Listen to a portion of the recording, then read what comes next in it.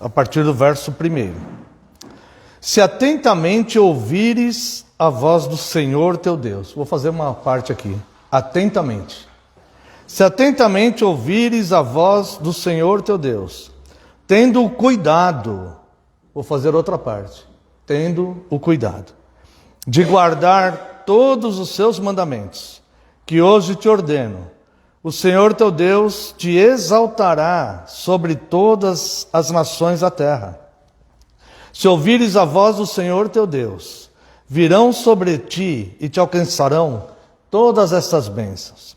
Bendito serás tu na cidade e bendito serás no campo.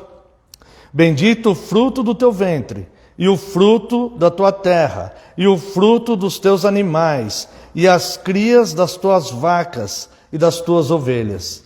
Bendito o teu cesto e a tua amassadeira. Bendito serás ao entrares e bendito ao saíres.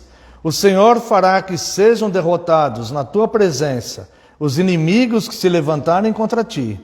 Por um caminho sairão contra ti, mas por 7 caminhos fugirão da tua presença.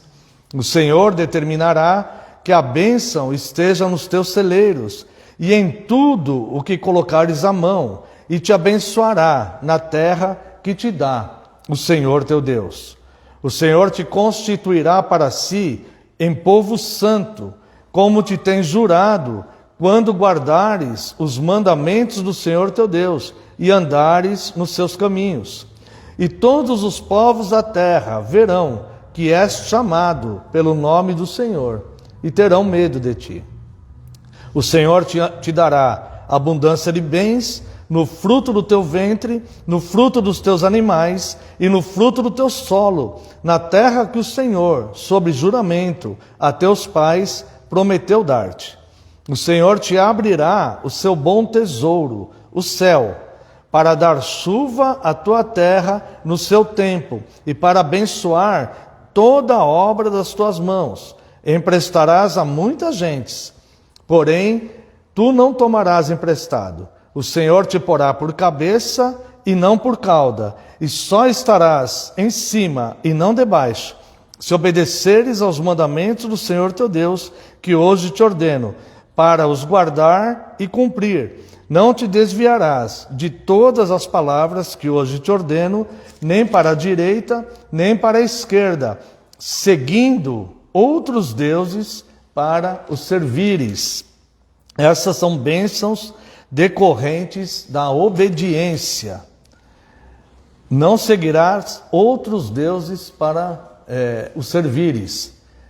Nós estamos vendo um crescimento do paganismo novamente, a igreja diminuindo e o paganismo. Muitas pessoas estão servindo a outros deuses sem sequer perceberem. Quero ler também com os irmãos Mateus, capítulo 18, verso 28. Nós lemos em Deuteronômio o conceito de Deus, bênçãos decorrentes da obediência. O Senhor Jesus ensina a obediência para a igreja, no Novo Testamento. Mateus, capítulo 28, verso 18.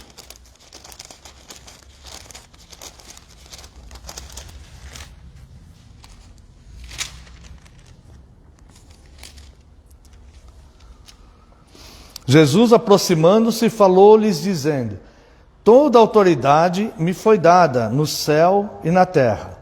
Ide, portanto, fazei discípulos de todas as nações, batizando-os em nome do Pai, do Filho e do Espírito Santo, ensinando-os a guardar todas as coisas que vos tenho ordenado. E eis que estou convosco todos os dias até a consumação dos séculos. Obediência. Haverão bênçãos decorrentes da obediência. Hoje, no meio evangélico, as pessoas pregam as bênçãos, mas elas não ensinam a obediência, que é o caminho para que essas bênçãos nos sigam e nos alcancem. É a bênção que nos alcança, não nós que vamos alcançar a bênção. Nós simplesmente somos obedientes a Deus. E quero ler também Lucas, Evangelho de Lucas, capítulo 10, a partir do verso 1.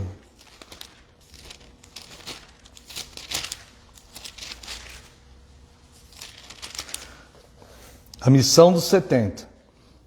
Depois disto, o Senhor designou outros 70 e os enviou de 2 em 2, para que o precedessem em cada cidade e lugar aonde ele estava para ir.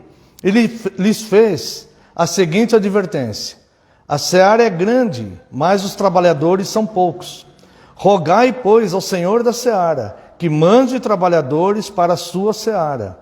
Ide, eis que vos envio como cordeiros para o meio de lobos.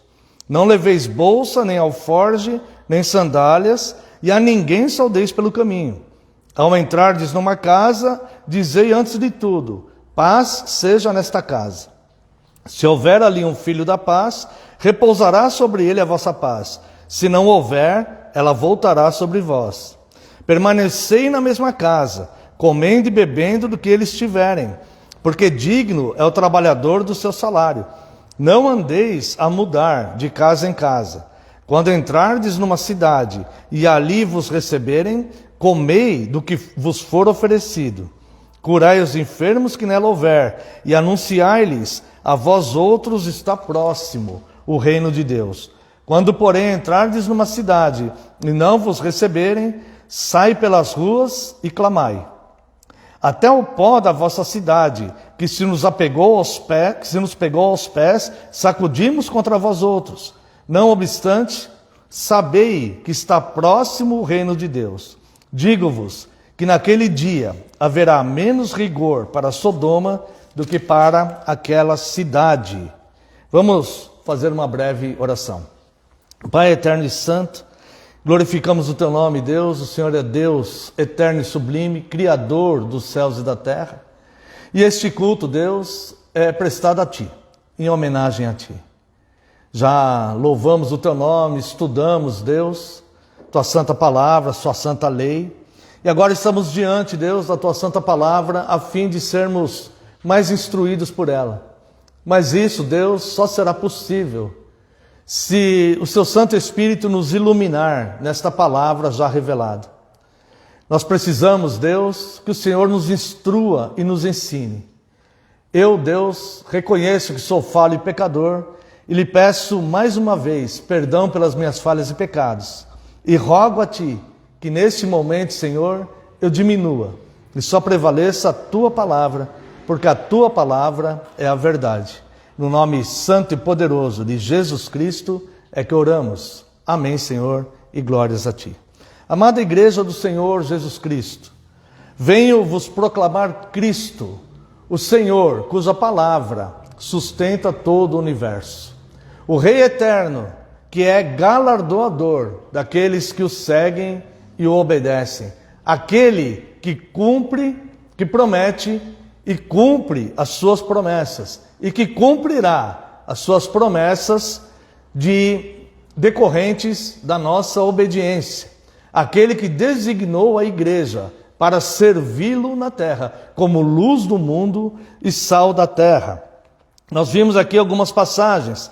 Deuteronômio 28, as bênçãos decorrentes da obediência. Vimos também a grande comissão que o Senhor Jesus designou para a sua igreja. Em Mateus 28, foram suas últimas palavras antes de ser assunto ao céu. E aqui no capítulo 10 de Lucas, esse texto que lemos agora, nós vemos a prática da missão. Ou seja, o Senhor Jesus, Ele nos chamou, a graça dEle nos alcançou em algum momento da nossa vida, e Ele nos capacitou com dons, cada um de nós com dons, nos fez parte do seu próprio corpo, que Ele é a cabeça, com um fim específico, que é cumprir uma missão. Nós não somos salvos, nós não fomos alcançados simplesmente para sermos salvos. Se assim fosse, no momento da nossa conversão, Ele mesmo nos tiraria desse vale de lágrimas e nos levaria para o lugar onde Ele tem preparado para nós, um lugar de delícias e paz perpetuamente. Mas, no momento da nossa conversão, nós somos alcançados e vamos sendo gradualmente capacitados a cumprir a missão. Nós fomos salvos para servir, e servimos sendo luz do mundo e sal da terra. E aqui na missão dos 70, existe o espelho da prática. Então, Cristo, que é o comandante, envia esses 70. Para que nada falte na nossa vida, nós devemos confiar na providência de Deus, e a forma que nós confiamos na providência de Deus é através da obediência. Cristo é o comandante desta missão, e as suas mãos seguras guardam todo aquele que é obediente. A primeira coisa que nós vemos aqui nesse texto, capítulo 10 de Lucas, é que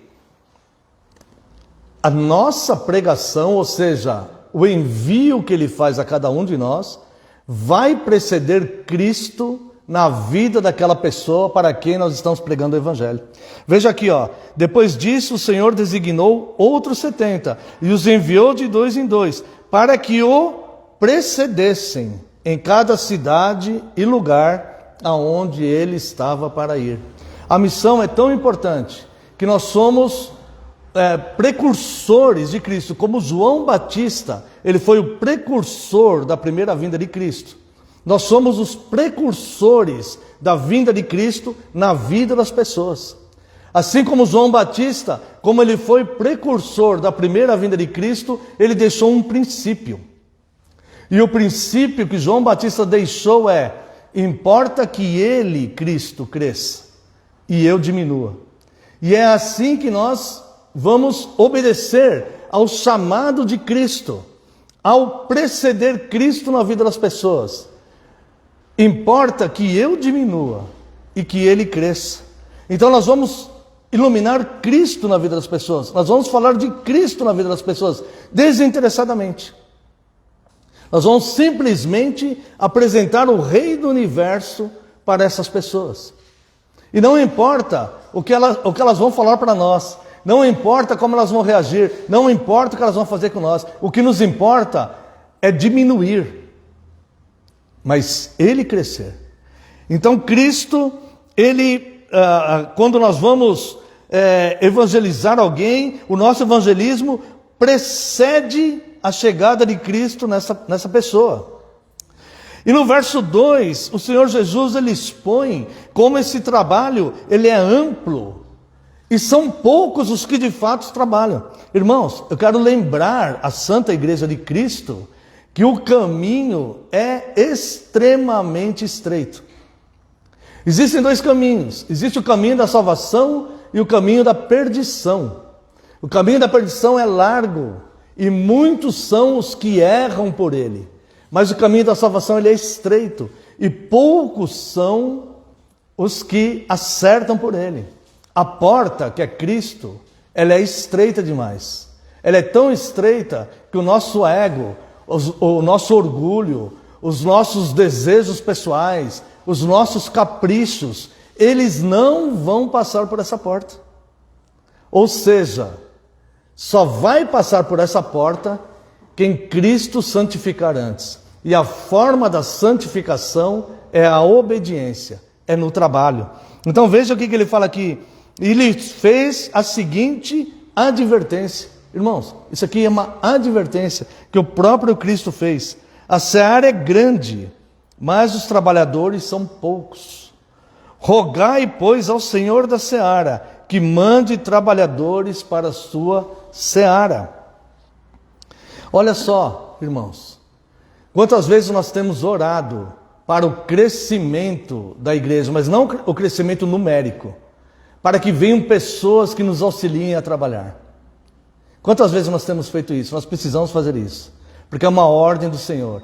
Orai, porque a seara é grande e são poucos os trabalhadores. Agora, isso nós devemos fazer, porque é uma ordem de Cristo. Agora, se você quer ser um cristão mesmo autêntico, você pode orar também assim: Senhor, eu quero ser a resposta de oração. Eu quero ser a resposta de oração para aquele que está orando, precisando de trabalhadores. Eu quero ser essa resposta de oração. Eu quero fazer a minha parte. Eu quero trabalhar. Eu quero corresponder com o tempo que o Senhor me deu de vida. Eu quero ser a resposta de oração para aqueles que estão orando, para que o Senhor envie trabalhadores. Eu quero fazer a minha parte. aonde o Senhor me inseriu, aonde o Senhor me colocou. Eu quero fazer a minha parte. Jesus, ele expõe como esse trabalho é amplo, mas ele vem falar que a recepção que nós vamos receber do mundo, muitas vezes é hostil, é muito hostil.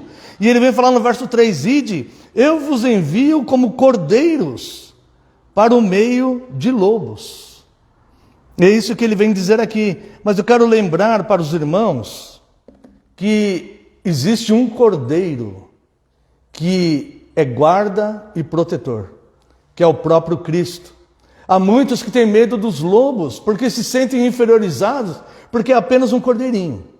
Mas eu quero dizer que o Cordeiro de Deus, que é o próprio Cristo, quando ele deu a mensagem de envio para a igreja, ide por todo mundo, pregar o evangelho a toda criatura, ensinando-os e batizando-os em nome do Pai, do Filho e do Espírito Santo, e eis que estarei convosco todos os dias, até a consumação dos séculos. Ou seja, o Cordeiro de Deus está conosco. De fato, nós somos enviados como cordeiro para o meio de lobos.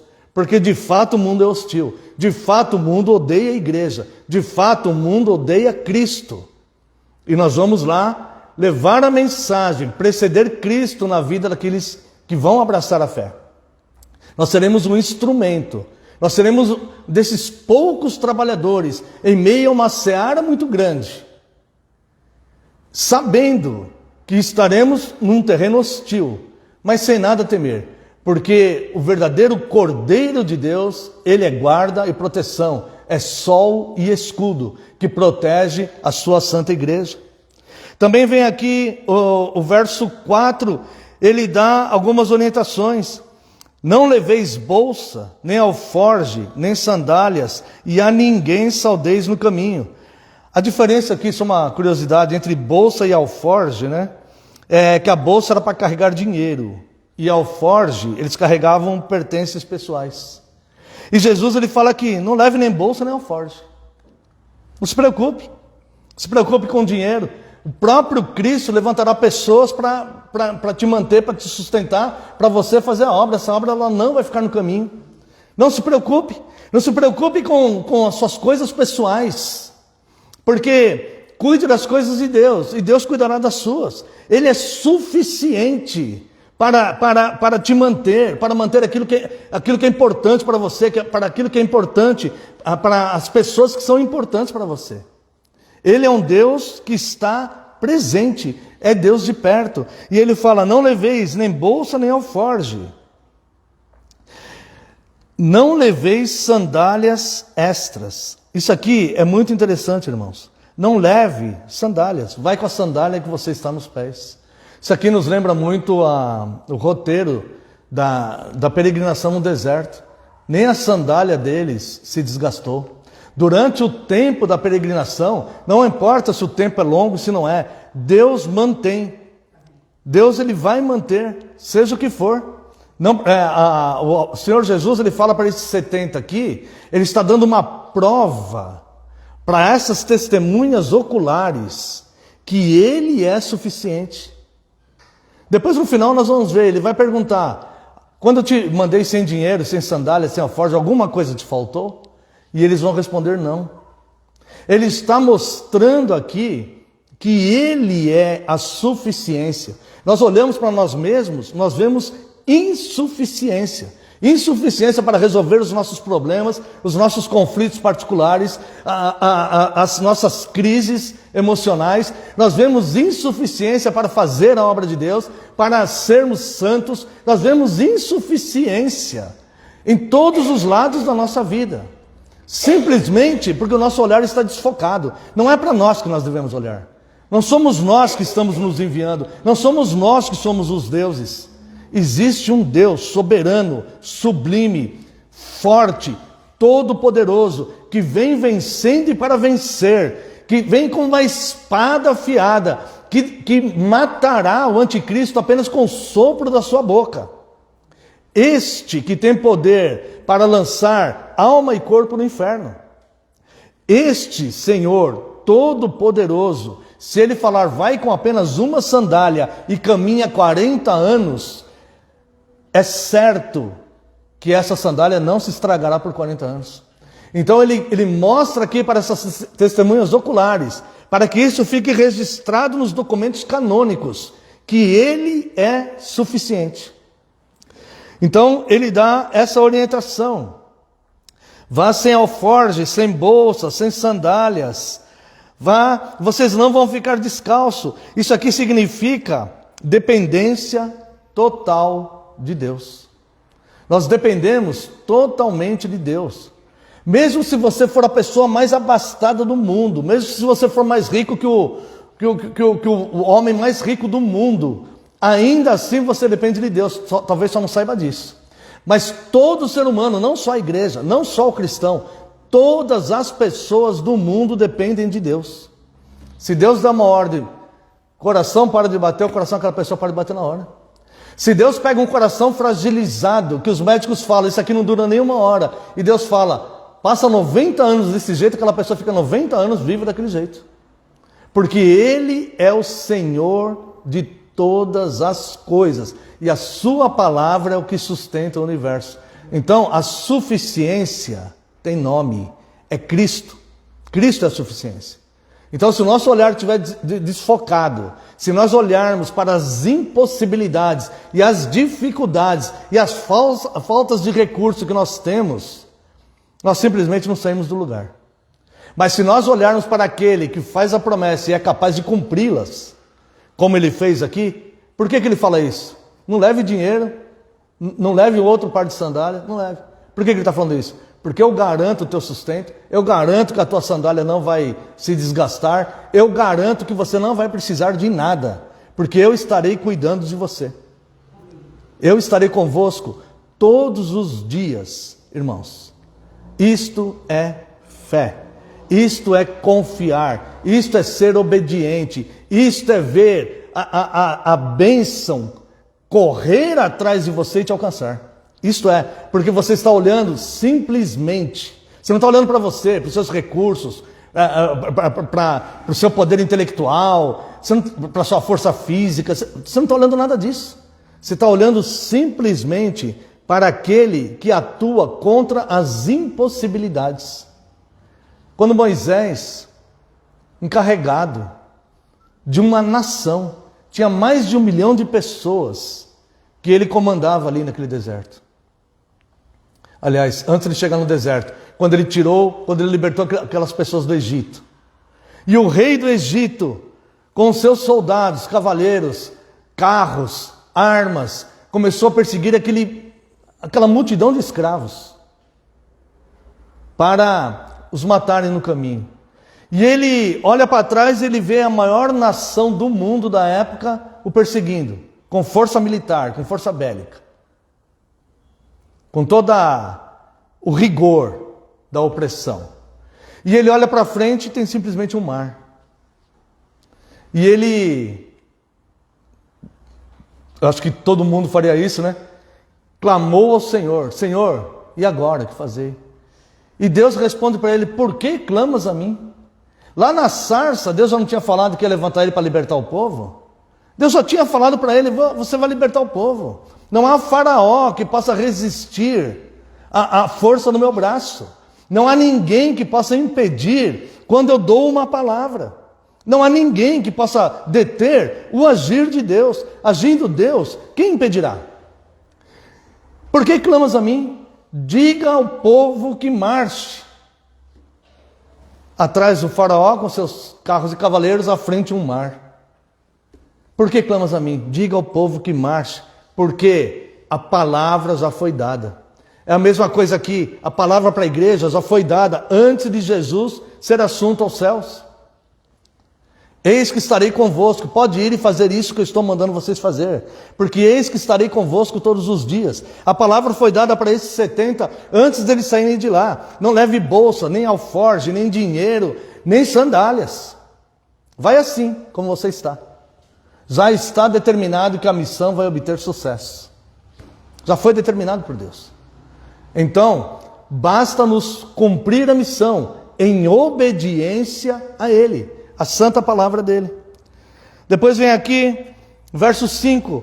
Ao entrardes numa casa, dizei antes de tudo, paz seja nesta casa. Se houver ali um filho da paz, repousará sobre ele a vossa paz. Se não houver, ela voltará sobre vós. Isso aqui é uma maravilha, irmãos. Isso aqui não é apenas um jogo de palavras, que ele está mandando nós saudarmos as pessoas com a paz do Senhor. É bonito, é bonito. Pode saudar, não tem problema, é bonito. Mas não é isso que ele está dizendo aqui. O que ele está dizendo aqui é o seguinte: você vai entrar em diversas casas e você vai levar a mensagem do Evangelho. Você vai levar a mensagem que eu estou designando. Em alguns lugares haverão eleitos, haverão filhos da paz. É como se fosse um pavio que está ali, dentro daquela pessoa, e só falta alguém riscar o fósforo. Se a pessoa tiver o pavio, a hora que você riscar o fósforo, que é o Evangelho, aquele pavio vai acender tudo. E se a pessoa não tiver o pavio, você pode riscar a caixa de fósforos inteira ali, que não vai acender nada, porque simplesmente ela não tem. O que quer dizer isso? Você entra e saúda com a paz. A paz é a mensagem do Evangelho.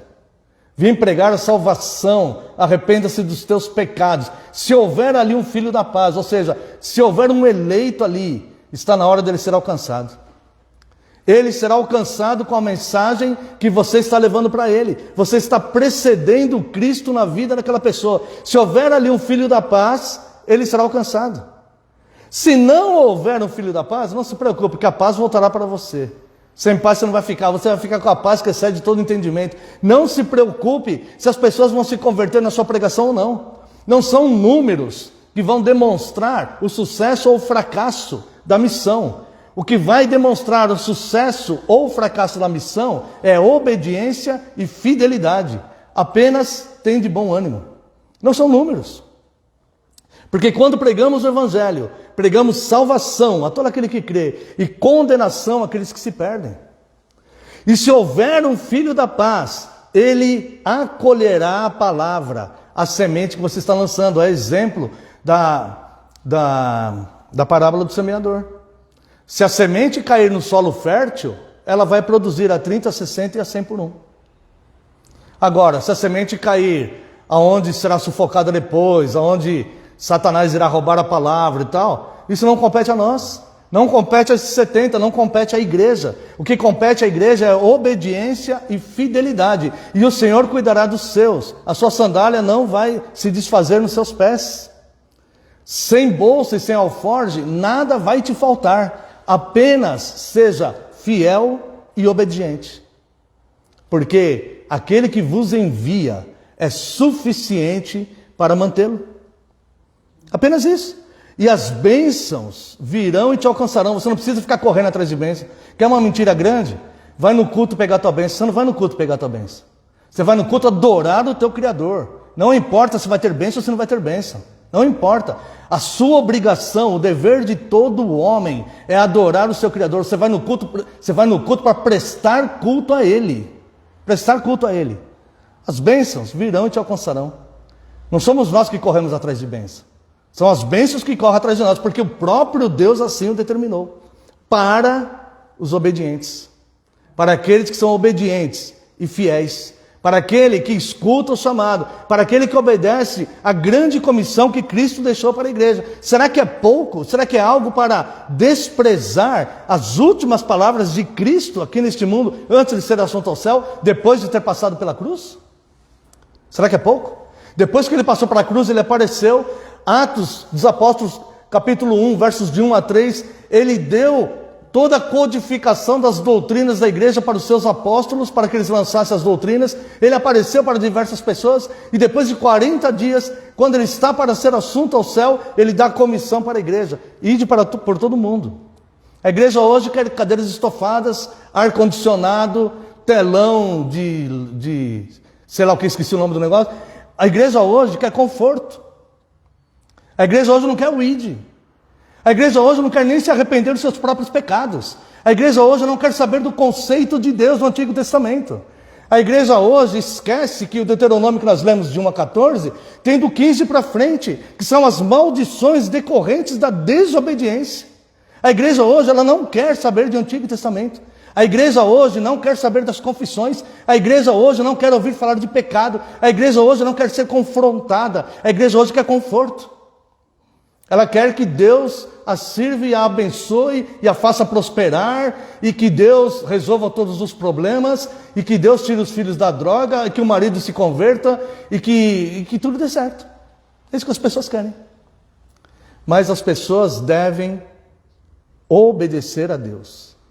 Este é o dever de todo homem. Então nós vemos aqui, verso 6.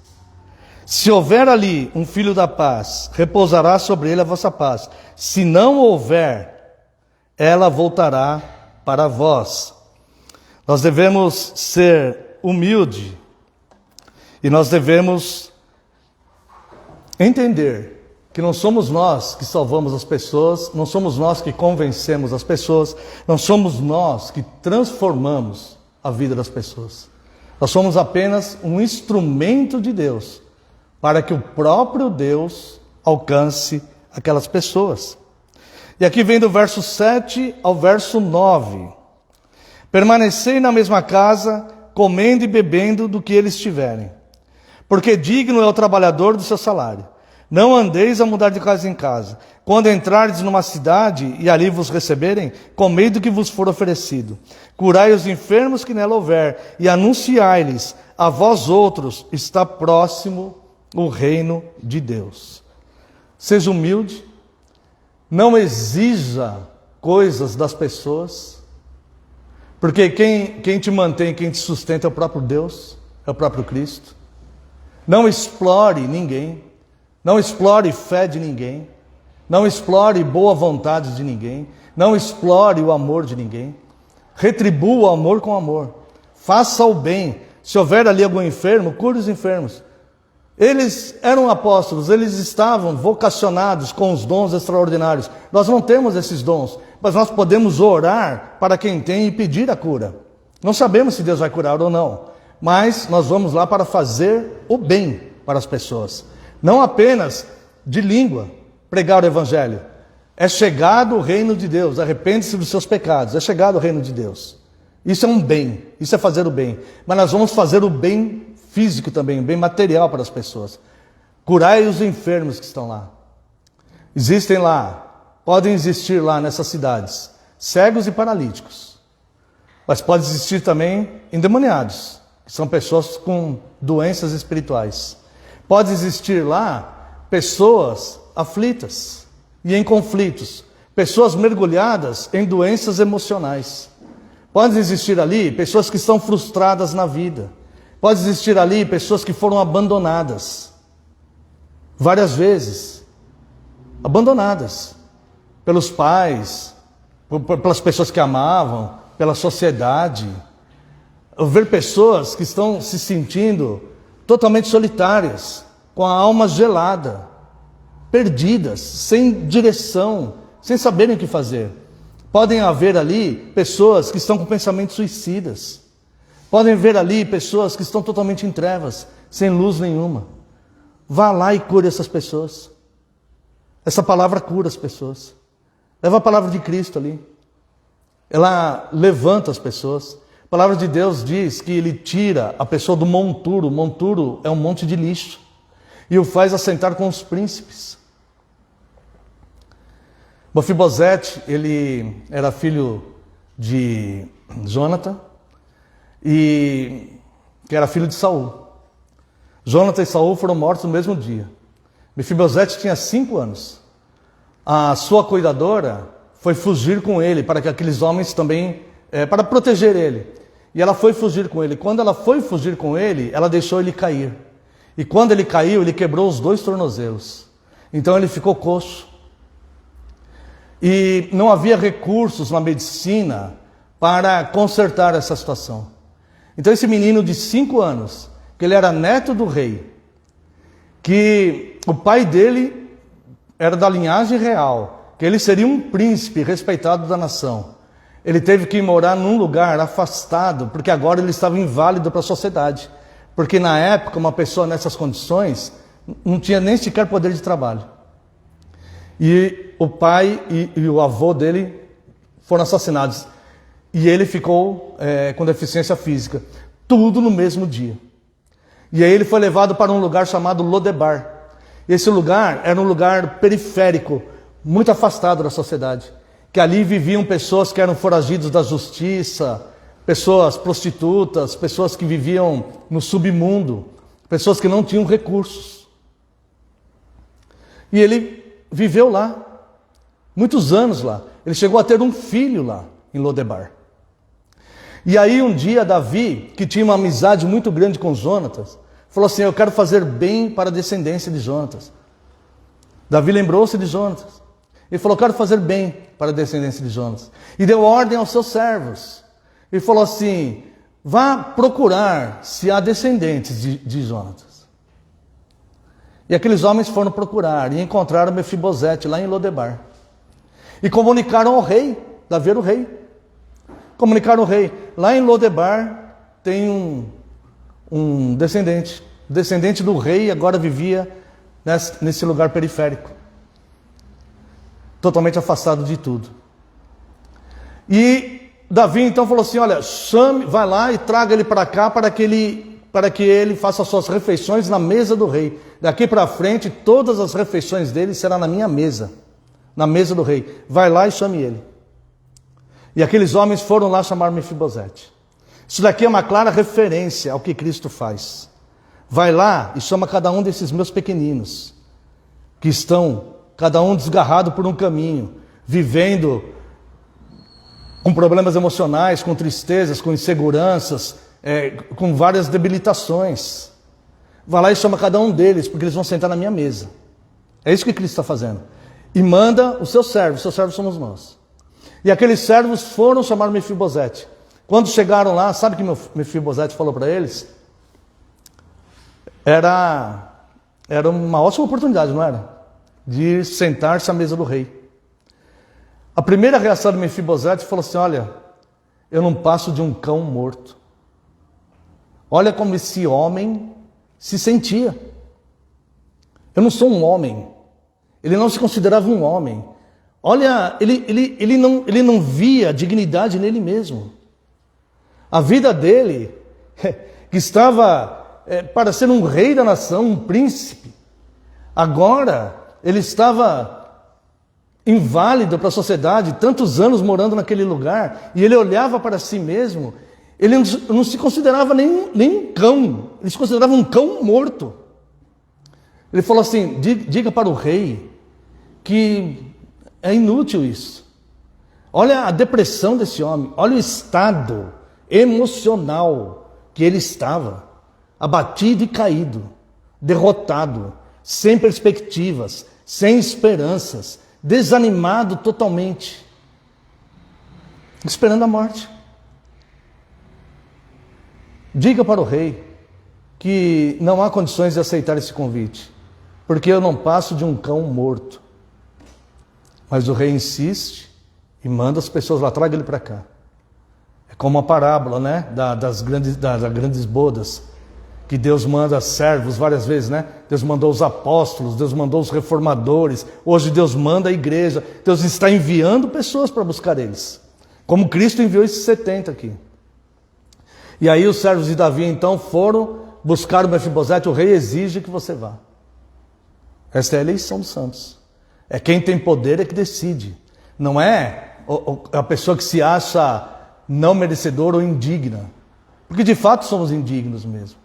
De sentar na mesa de Deus, de fato nós somos indignos. Diante disso, nós somos como cães mortos mesmo, espiritualmente. Mas é o rei que decide. E o rei então decide que Mefibosete vai sentar-se à sua mesa. E ele então pega e envia os seus mensageiros: vai lá e traga Mefibosete.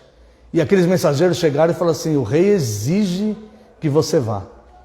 E quando Mefibosete vá, ele então deixa Lodebar.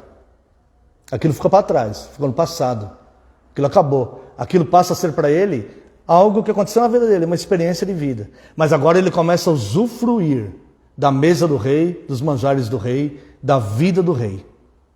É assim que Cristo fez com cada um de nós. É assim que Cristo constitui o seu corpo. É assim que Cristo constitui a sua igreja. E agora ele nos capacita e nos envia. Vai lá e cura os enfermos que estão lá. Vai ter pessoas hostis? Vai ter. Mas vai ter Mefibosetes lá. Vai ter pessoas que não vão querer sair de Lodebar. Vão ter pessoas que o habitat natural deles é Lodebar. Mas vai ter pessoas que o habitat natural deles é o palácio. E eles vão ser alcançados. Porque a eles foi dado o poder de serem feitos filhos de Deus. A saber, todo aquele que crer no seu nome. Mas como crerão se não ouvirem? E como ouvirão se ninguém pregar? E como pregarão se não forem enviados? Então Cristo envia. Porque é a palavra de Cristo que vai levantar os Mefibosetes da vida. Como levantou a cada um de nós. Vai lá e faça o bem. Curai os enfermos. Vou ler de novo do 7 ao 9. Não exija nada das pessoas, não explore ninguém. Vá lá e cumpra a sua missão. Permanecei na mesma casa, comendo e bebendo do que eles tiverem. Não importa quantas pessoas estão na casa, não importa que tipo de alimento que é. Se servirem picanha para você, come. Se servirem um pão amanhecido, come pão amanhecido. E seja grato, seja grato. Você está sendo usado pelo Rei do Universo, com uma missão nobre, e nada vai te faltar. E chega aqui, quando entrares numa cidade e ali vos receberem, comei do que lhes for oferecido, curai os enfermos que nela houver, e anunciai-lhes, a vós outros está próximo o reino de Deus. O reino de Deus está próximo. Depois ele vem falar os versos 10 e 11 e 12. Eu vou ler os 3. Quando, porém, entrardes numa cidade e não vos receberem, sai pelas ruas e clamai. Até o pó da vossa cidade, que se nos pegou aos pés, sacudimos contra vós outros. Não obstante, sabei que está próximo o reino de Deus. Digo-vos que naquele dia haverá menos rigor para Sodoma do que para aquela cidade. Quando você chegar nos Lodebar da vida, nessas cidades que não aceitam o Evangelho, dessas pessoas, dessas famílias que não aceitam o Evangelho, não traga nada que é deles com você. Sacuda o pó das suas sandálias e deixa lá. Não traga hábitos, não traga pensamentos, não traga as músicas que eles ouvem, não traga os filmes que eles veem, não traga as novelas que eles assistem, não traga os hábitos das roupas que eles vestem, não traga o linguajar que eles usam, não traga os pensamentos que eles têm, não tragam as perspectivas que eles têm, não tragam as euforias que eles têm, não traga os prazeres que eles têm, não traga nada que é deles. Deixa tudo lá. Aquilo não é pertinente ao reino de Deus. Aqueles que rejeitarem e que preferirem o Lodebar, em vez de preferir o palácio e a mesa do rei, sacuda o pó das sandálias e não traga nada, não traga seus hábitos. Foi assim que Deus fez quando Deus libertou o povo do Egito e quando Deus deu a terra que Deus prometeu. Deus deu uma ordem para eles. A mesma coisa que Jesus fala aqui. Sacuda o pé das sandálias, o pó das sandálias. Só que em outras palavras, quando Deus manda o povo entrar ali, naquela terra prometida, Deus fala assim, olha, eles adoram diversos deuses, e eles têm hábitos imorais, e eles são cruéis, e eles são hostis. Eu vou dar essa terra para vocês. Vocês vão comer de vinhas que vocês não plantaram. Vocês vão se alimentar de vegetação que vocês não plantaram. Vocês vão beber bebidas que vocês não fabricaram. Vocês vão pegar tudo, porque vai ser tudo de vocês, porque eu estou dando. Porque o ímpio trabalha para favorecer vocês. Vocês vão lá, porque eu estou dando essa terra, porque o meu justo vai herdar a terra. E vocês vão lá. Mas não copiem nada que é deles. Não tenham os hábitos deles, não tenham os modismos deles, não adorem os deuses deles, não se influenciem pela forma que eles vivem. Simplesmente vai lá e pega porque é teu, a terra. Mas todo mau hábito Deixa para lá. E aqui Jesus fala mais ou menos a mesma coisa. Quando você chegar numa cidade, quando você chegar numa casa, quando você conversar com uma pessoa, que você dê a palavra de Cristo para ela, e ela zombar, ou ela repudiar, ou ela negligenciar, ou ela vier com aquela conversa que ela tem coisas mais importantes para fazer do que cultuar a Deus, não pegue os hábitos dela. Deixe isso para lá. Sabe por quê? Porque isso é maldição para ela.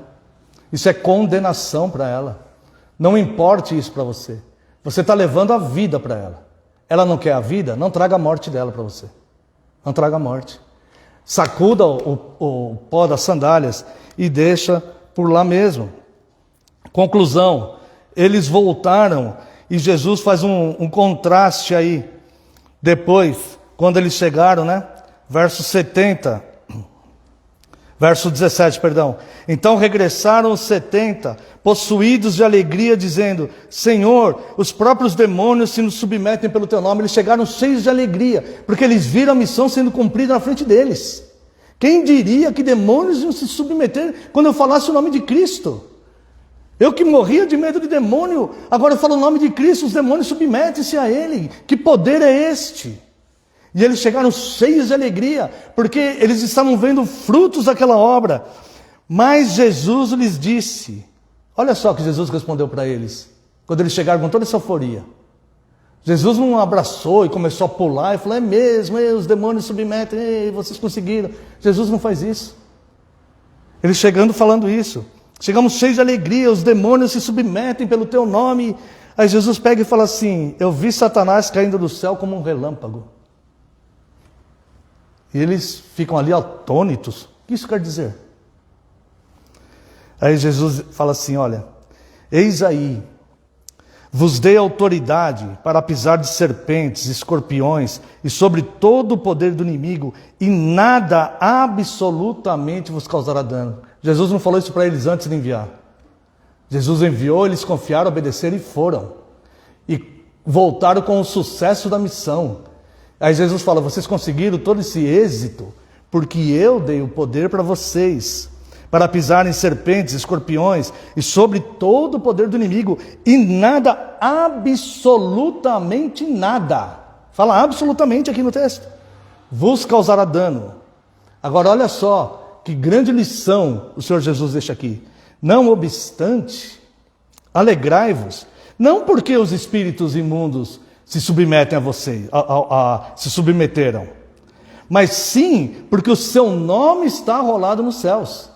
Por isso que você deve se alegrar. Esse é o motivo do seu júbilo. Essa é a grande bênção na sua vida. Essa é a melhor notícia de todas que você pode ter a tua vida inteira. Se você ganhar sozinho na Mega Sena, essa notícia não é tão boa quanto essa aqui. Alegrai-vos. Não estou falando para ninguém jogar na Mega Sena não, vai fazer só uma ilustração. Alegrai-vos, porque o seu nome foi escrito lá atrás, no livro da vida, no reino dos céus. E um dia, alguém que teve coragem para ser fiel e obedecer, chegou até você com essa mensagem. Esse que chegou até você com essa mensagem, chegou na casa onde havia um filho da paz, que era você. Havia o pavio, ele riscou o fósforo e acendeu. Mas ele enfrentou muita gente hostil também, que você nem soube. Ele teve coragem, e é por isso que essa mensagem chegou até você. E é por isso, então, tem alegria, não porque você está fazendo a obra, não porque não há demônio nenhum que possa impedir você de fazer a obra, que homem hostil, lobo nenhum pode impedir você, ou falta de bolsa e alforge, nada disso pode impedir você, mas não é isso que vai te deixar feliz, não. Não é isso. O que vai te deixar feliz é que, muito antes de haver humanidade, o seu nome foi escrito no livro da vida. E alguém aceitou a missão, teve coragem, obediência e fidelidade, e trouxe essa palavra até você, e essa palavra entrou no teu coração, e você vai herdar a terra. Você saiu de Lodebar, e você vai se assentar na mesa do rei. Todos os dias a sua refeição será na mesa do rei. Você vai comer do manjar do rei. Você vai ser feliz uma eternidade inteira. de paz e de alegria. Este é o verdadeiro motivo da sua alegria. E só para nós finalizarmos, irmãos, Lucas, capítulo 22, verso 35. Depois de tantas outras coisas que havia acontecido ali,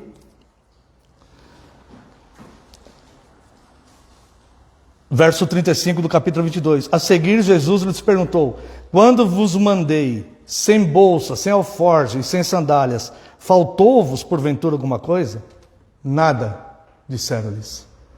Não falta nada, porque Deus bem nenhum sonega aos que temem o seu nome.